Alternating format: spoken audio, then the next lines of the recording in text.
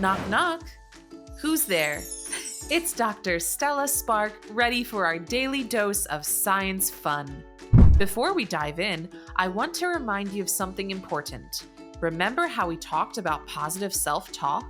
Well, today we might face some tricky questions, but instead of saying, "This is too hard," let's say, "I can figure this out step by step." Speaking of scientists, guess what Princess Lernia did yesterday? She was trying to build a bridge for her toy unicorns, but it kept falling down. At first she said, "I'm terrible at this." But then she took a deep breath and said, "I can learn from my mistakes and make it better." And you know what? She did. She built a fantastic bridge using the right materials. Today, we're going to learn how to do just that.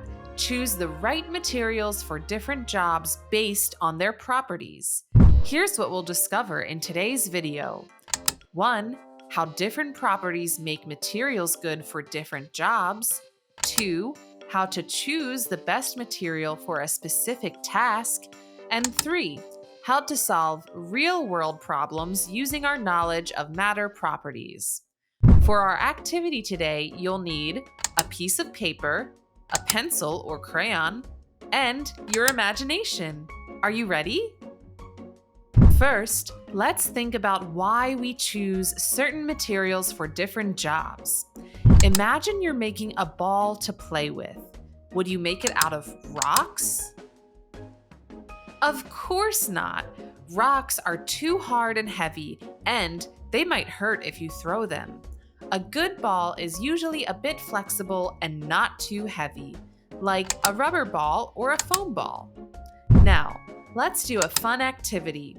I'm going to describe different jobs and we'll think about what properties would be important for each job. But first, let me show you an example of how we'll do this. Let's say we want to make an umbrella.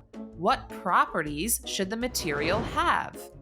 Well, it should be flexible, so we can open and close it, light, so it's easy to carry, and strong, so it doesn't break in the wind. See how we thought about the job of the umbrella and matched it with the right properties? Now it's your turn. 1. You need to make a soft, cuddly teddy bear. What properties should the material have? Pause the video and write down your ideas. Great!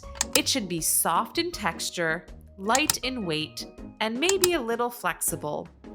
2. You're building a bridge for toy cars to drive over. What properties should your material have? Pause and write your ideas. Excellent thinking! It should be hard and not too flexible so it doesn't bend or break when the cars drive over it. Now, here's a challenge for you. Think of an object in your house that has an important job. It could be anything: a chair, a blanket, or even a spoon. What properties does it have that make it good for its job? Write down the object and its properties. Great job! Let's do a quick recap of what we learned today.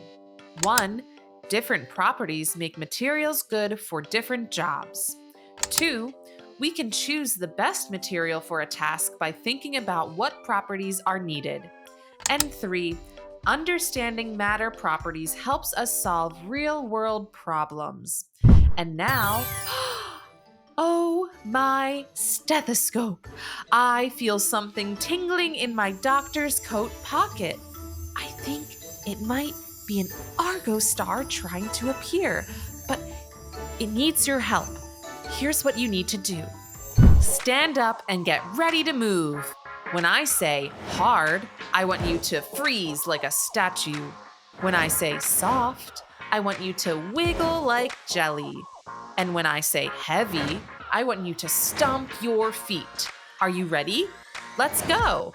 Hard, soft, heavy, hard, soft, heavy, hard, soft. soft, heavy. You did it! Look at that beautiful Argo Star shining brightly. It appeared because of your amazing dancing and all the fantastic learning you did today. This is Dr. Stella Spark, your friend from the Argo Prep Science Universe, signing off.